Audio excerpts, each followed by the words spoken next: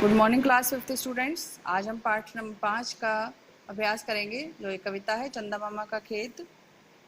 और ये कविता बहुत ही रोचक है, आप सब ने पढ़ी है। चंदा मामा ने बोया है आसमान में खेत, इधर उधर जो तारे बिखरे वे दाने हैं सेत। सेत मीन्स अर्थ मालूम है आपको, सफ़ेद। चरा रहे हैं चंदा मामा आसमान में भेड़, नहीं उगे हैं आसमान में नन्हे नन्हे पेड़। जैसे हम आसमान में देखते हैं तो अलग अलग कल्पनाएं करते हैं, ऐसे ही कवि ने भी कल्पना की है कि आसमान को देखकर, चंदा और तारों को देखकर कैसा लगता है। सुखा रहे हैं चंदा मामा सारे घर की ज्वार, खड़े हुए हैं ठीक बीच में सारी ज्वार पसार। चंदा मामा ले आए चांदी के रुपए ढेर, एक एक कर आसमान में सारे दिए बिखेर। बरसा है क्या ऊपर पानी, उठते हैं बड़बूल, चमक रहे हैं या गुलाब के भूरे भूरे फूल। बड़बूल कहते हैं जो बबूले उठते हैं पानी के, उसको हम कहते हैं बड़बूल। तो बच्चों ये कविता आपको याद भी करनी, क्योंकि ये इस कविता की पंक्तियाँ आपकी परीक्षा में लिखने को भी आती हैं, आपको पता है इसलिए। चंदा मामा पापा जी हैं, तारे हैं संतान, चंदा मामा को तारों पर है कितना अभिमान। चंदा मामा को पा करके खुश हैं सब आकाश, उसके बच्चे खेल रहे हैं मिलकर उसके पास। तो ये कविता है, ये मैंने आपको इसलिए पढ़कर सुनाई है क्योंकि आपको ये याद करनी है और आपकी परीक्षा में लिखने को आएगी। अब हम इसके शब्दार्थ याद करेंगे बच्चों। सेत, सेत मीन्स सफ़ेद या साफ। ज्वार, ज्वार मीन्स एक अनाज, ज्वार एक अनाज होता है। पसारना, फैलाना कोमा बढ़ाना। बड़बूल, बड़ा बबूला।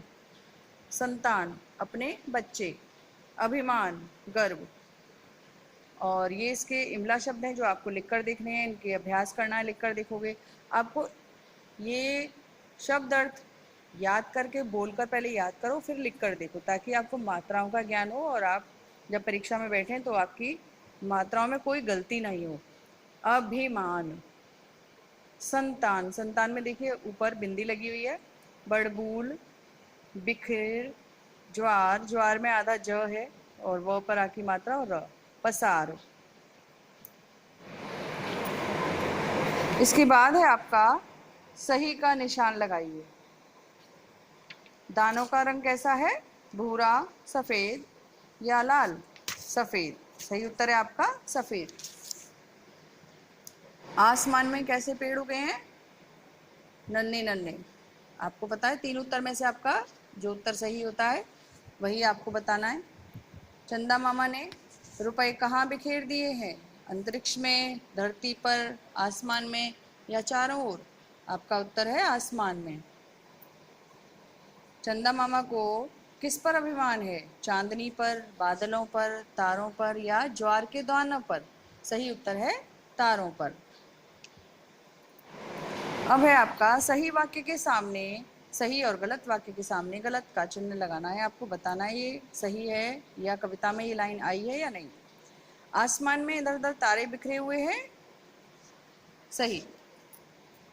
चंदा मामा ज्वार को पसार कर कोने में खड़े हैं, गलत। लगता है ऊपर बादल उठ रहे हैं, गलत। चंदा मामा को पाकर आकाश प्रसन्न है, सही।